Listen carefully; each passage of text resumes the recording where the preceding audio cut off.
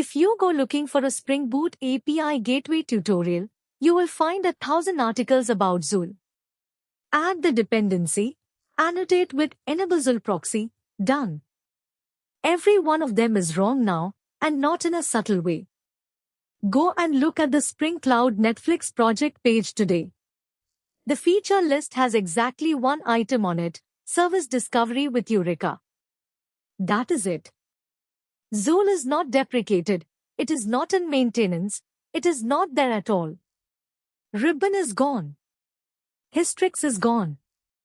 The annotation you were told to add does not exist in current Spring Cloud, and the starter you were told to import will not resolve. This matters for two reasons. First, if you are learning, you can burn a weekend on a tutorial that cannot compile against a modern Spring Boot. Second, if you are interviewing, saying we would put Zool in front of it tells the interviewer, precisely, when you last read anything. The replacement is Spring Cloud Gateway, and it is not a rename. It is a different architecture, reactive, non-blocking, built on Netty rather than servlets, and that difference determines what it is good at and what it will do to you if you use it wrong. 9 concepts. And I will show you the migration, because most of you are not starting fresh, you are inheriting a Zool gateway that somebody wrote in 2019. This was not fashion. Zool 1 had a real architectural problem, it was blocking. One thread per request held for the entire duration of that request, including all the time spent waiting on the downstream service to respond. That is fine for a normal application. It is very bad for a gateway, because a gateway does almost nothing except wait. Its entire job is to sit in the middle and wait for somebody else. So you have a box whose workload is 99% waiting, and you have given it a threading model that dedicates an entire thread to each wait. Under load, the thread pool fills. And here is the killer. One slow downstream service will exhaust the shared pool, and now requests to every other service are queuing behind it, services which are perfectly healthy. Your gateway has turned one service's latency into a total outage. That is the exact failure Hystrix's thread isolation existed to paper over, which is why they always shipped together, and why the whole stack was so complicated. Netflix themselves rewrote it, Zool 2 is non-blocking, built on Netty. But by then Spring had already gone its own way with Spring Cloud Gateway, and Zool 2 never got first-class Spring integration. Meanwhile Ribbon and Hystrix went into maintenance, replaced by Spring Cloud Load Balancer and Resilience 4J. The whole Netflix stack was hollowed out, one piece at a time, and what is left is Eureka. Let's start with the first one. Reactive, not servlet, and why that is the whole point. Spring Cloud Gateway is built on Spring Webflux, which runs on Netty, which is an event loop. A small, fixed number of threads, typically one per CPU core, handle every request. When a request goes out to a downstream service, the thread does not wait. It registers a callback and immediately picks up other work. When the response comes back, some thread, not necessarily the same one, resumes the request. So 10,000 in-flight requests are 10,000 cheap objects on a heap, not 10,000 threads. The block thread failure mode simply cannot happen, because nothing is blocked. That is the whole reason for the rewrite. But there is a price, and it is a sharp one, so hear it clearly. You must never block an event loop thread. If you call a blocking JDBC driver, or a synchronous REST template, or thread.sleep, inside a gateway filter, you have not slowed down one request. You have parked one of your handful of event loop threads, and you have taken out a fraction of your entire gateway's capacity. On an 8-core box, 8 blocking calls and you are dead. This is the number one production mistake with gateway. Someone adds a filter that does a database lookup for an API key, uses the JDBC driver they know, and the gateway falls over under load in a way that makes no sense to anyone reading the code. If you need to block, you must schedule it onto a bounded elastic scheduler and get off the event loop. Fewer threads means every thread matters more. Number 2. The core model, and it is genuinely simple. The entire mental model of Spring Cloud Gateway is 3 things, and if you hold these you can reason about any configuration you meet. A route has an ID, a set of predicates, a set of filters, and a destination array. Predicates answer one question: does this request match? They are Java's predicate, applied to the exchange.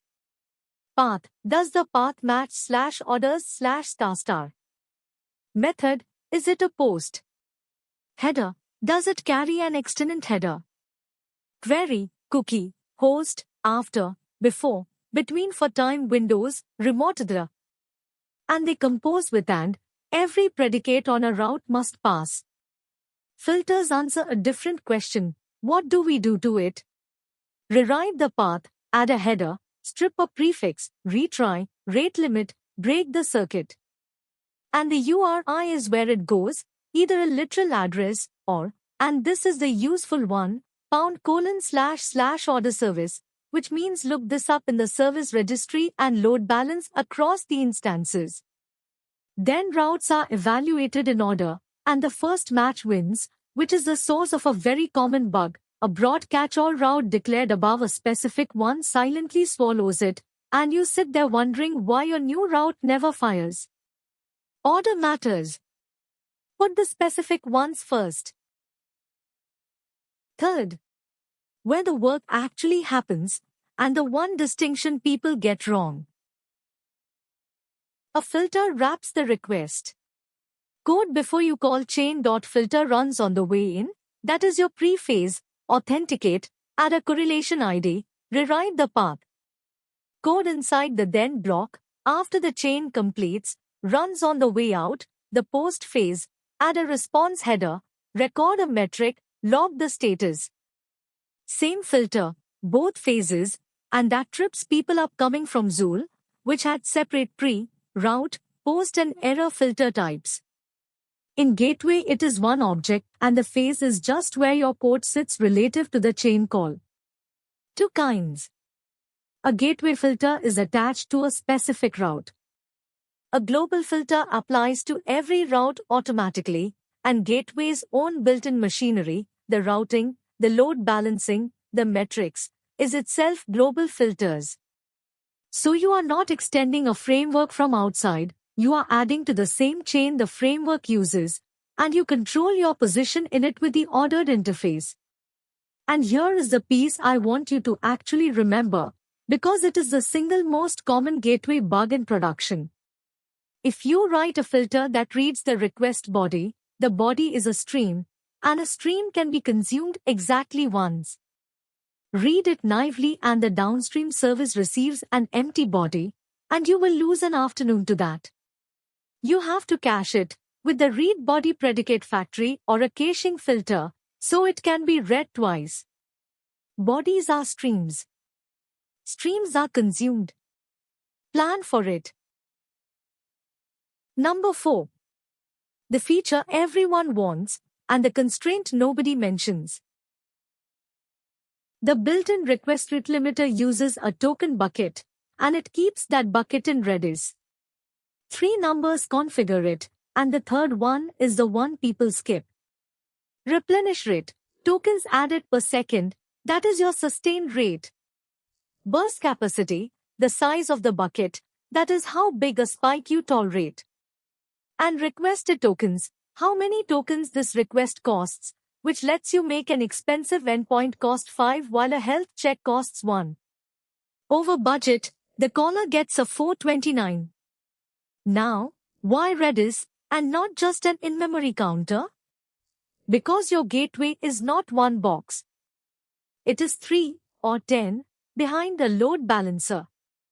An in-memory limit of 100 per second on 10 gateways is a real limit of 1000 per second, and you will not notice until someone points at the graph.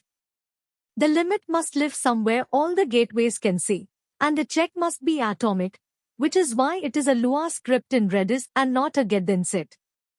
And the part people genuinely forget, you must supply a key resolver, which answers the question rate limit per watt, per user, per IP, per API key, per tenant. There is no default. If you do not define one, the limiter silently does nothing, no error, no warning. It just never limits anything, and you will believe you are protected when you are not. Halfway through. Next, circuit breakers, retries, and the trap inside them. Hystrix is gone. The replacement is Spring Cloud Circuit Breaker with Resilience 4J behind it.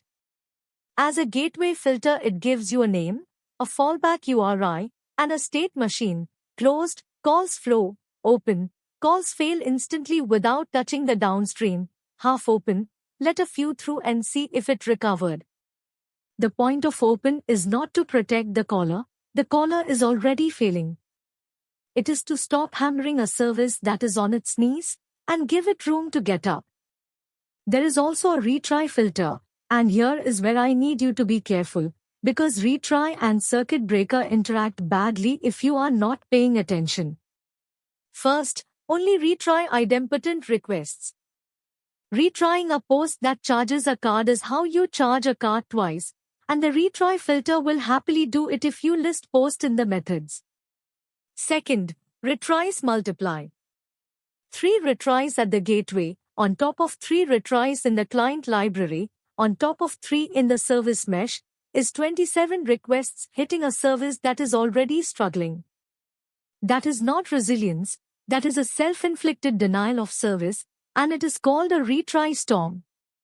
It is one of the classic ways a partial outage becomes a total one. Retry at exactly one layer. Add jitter to the backoff, so the retries do not arrive in a synchronized wave. And put the circuit breaker outside the retry, so that a tripped breaker stops the retries too. 6 of 9. You have a Zool gateway. Here is how you get out. Most of you are not starting fresh, so let us make this concrete. Zool's routes were a map in your YAML, a service ID, a path, a strip prefix flag. Those become route definitions with a path predicate and a strip prefix filter, nearly 1-to-1, and this part is easy. Enable Zool proxy and the whole Spring Cloud Starter Netflix Zool dependency. Delete them. The starter is Spring Cloud Starter Gateway.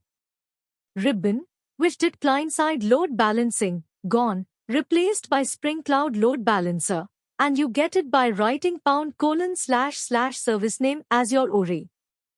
Hystrix becomes the circuit breaker filter on Resilience 4J. Your custom Zool filters, pre, route, post, become gateway filters or global filters, and this is the part that takes real time, because the API is genuinely different. You are moving from request context.getCurrent context, which is a thread local, to a server web exchange that is passed to you explicitly. And that is not a mechanical rewrite, because thread locals do not work in a reactive pipeline. That is the deep reason it hurts. In Zool, one thread owned the request start to finish, so thread local was a perfectly good place to stash things. In a reactive gateway, your request hops between threads, so anything in a thread local is simply gone. Which means your MDC-based logging breaks, and your security context thread local breaks. Context propagation has to go through the reactor context instead. If you take one thing from this concept, take that. The hard part of the migration is not the routes, it is the thread locals. 7. The boundary, and the mistake I see most often. This is the failure I have watched happen more than once, so let me name it. A gateway does edge concerns, routing, authentication, rate limiting, request shaping, observability. Things that are true for every request, regardless of which service handles it. What it must not do is business logic. And it always starts reasonably, Someone says, we already look up the user in the gateway for auth, so let us also enrich the request with their subscription tier. Then, while we are there, let us aggregate to downstream calls so mobile only makes one. Then, let us add a small cache. 6 months later the gateway has a database connection, it knows about billing, every team needs to change it to ship anything, and it is a distributed monolith with a single point of failure, and it is a box that all your traffic goes through. You have built the thing microservices were supposed to prevent, and you have put it on the critical path of everything. If you genuinely need per-client aggregation, that is a backend for front-end, and it is a service that sits behind the gateway, deployable, testable, ownable by one team. Not a filter. Keep the gateway boring. Boring is the feature. The correct answer to can we just add this small thing to the gateway is almost always no. Number 8. The honest question, because the answer is often no. Before you deploy a gateway, ask what you are already running, because you may be about to add a hop for nothing. If you are on Kubernetes, your Ingress controller, Nginx, Traefik, Envoy, already does path routing, TLS termination, and basic rate limiting. If you have a service mesh, it already does retries, circuit breaking, MTLS and traffic splitting at the sidecar for every service without you writing a filter.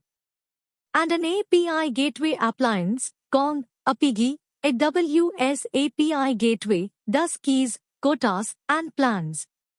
So what does Spring Cloud Gateway give you that those do not? One honest answer, it is Java. Your team can write, test and debug a filter in the language they already know, with the Spring idioms they already know, in a repository they already own, instead of writing Lua for Nginx, or a WSDOM module for Envoy, or raising a ticket with the platform team and waiting a week. That is a real advantage and it is worth something. But notice it is an organizational advantage, not a technical one. And if the platform team's Ingress already does what you need, adding a Spring Gateway behind it means one more network hop, one more thing to deploy, one more thing to page someone at 3 in the morning, and one more thing to keep patched. The interview answer that lands, what problem is the gateway solving that my Ingress is not? The final one. What actually bites you once it is live? 6 things from the real world. 1. Timeouts. Set them, per route, explicitly, the connect timeout and the response timeout. The default is generous, and a gateway with a generous timeout holding thousands of connections to a hung downstream is how you run out of file descriptors. 2. Observability. The gateway sees every request, so it is the single best place to generate a correlation ID and put it on the way in, but remember concept 6, the reactive context, not a thread local, or you will lose it. 3. The actuator gateway endpoint. It will list your routes at runtime and tell you exactly which one matched, indispensable when a route silently does not fire, which will happen because of first match wins ordering. 4. Connection pooling.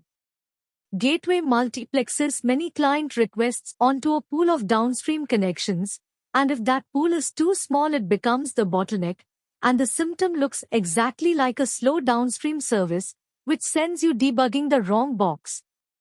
5. Your happy path load test is worthless. Test what happens when a downstream is slow, not down, slow. Down is easy, everything fails fast and the breaker trips. Slow is the one that kills you, because slow fills your queues while every health check still says green. And 6. Everything goes through this box. If it is a single instance, you have taken a distributed system and given it one heart. Run at least 2. Spread them across zones. This is the one component where there is no such thing as a small outage. Let us tie it off. Zool is not deprecated, it is removed. Spring Cloud Netflix today ships you read A and nothing else, and the tutorial you found is dead. It died for a real reason. Thread per request on a box whose entire job is waiting, so one slow downstream service could exhaust the pool and take out everything. Spring Cloud Gateway is reactive on Netty, which fixes that. At the price that blocking an event loop thread now costs you a fraction of the whole gateway, so never block. The model is 3 words, predicates match, filters act, and the URI is where it goes, with #/ for discovery, and first match wins, so order your routes carefully. Rate limiting is a token bucket in Redis, because in-memory limits multiply by your instance count, and it needs a key resolver or it silently does nothing at all. Resilience is resilience 4J now, retry only idempotent calls, retry at exactly 1 layer, and put the breaker outside the retry. Migrating, the routes are easy and the thread locals are what will hurt. Keep it boring, a gateway is not a service, and the moment it grows business logic you have built a distributed monolith on the critical path of everything. And ask the honest question first, is my Ingress controller already doing this? If you can answer that one in an interview, you are ahead of the person who said we would put Zool in front of it. Subscribe.